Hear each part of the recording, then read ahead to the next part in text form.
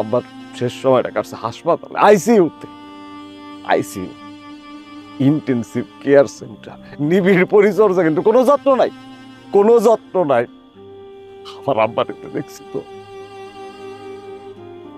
কি সুন্দর সোনার শান্তির সংসারটা, হঠাৎ করে একদিন রাইতে আব্বার বুয়ে ব্যথা, বুয়ে ব্যথা, বুয়ে ব্যথা। আমরা সবাই মিলে ধরে নিয়েছি হাসপাতালে। ডাক্তার কয় তাড়াতাড়ি আইসিইউতে নিতে হবে, আইসিইউতে টানলে বাঁচবে না। 15টা দিন, 15টা দিন আমার আব্বার আইসিইউর মধ্যে ঢুকে রাখছে, আমরা একটু শুয়ে দেখতে পারিনি আব্বার। প্রত্যেকদিন বিল আসে কত জানে? 80,000 টাকা। যা কিনছিল আব্বা, জায়গা জমি বাড়ি সব বেচে দিছি, সব বেচে দিয়ে বিল দিছি সব। আরো দিতাম, আরো দিতাম তো, সব বেশি। শরীরে কিডনি দুটা ছিল না, গায়ে রক্ত ছিল না, এইগুলা বেচে প্রয়োজনে টাকা দিতাম তো আমার আব্বা।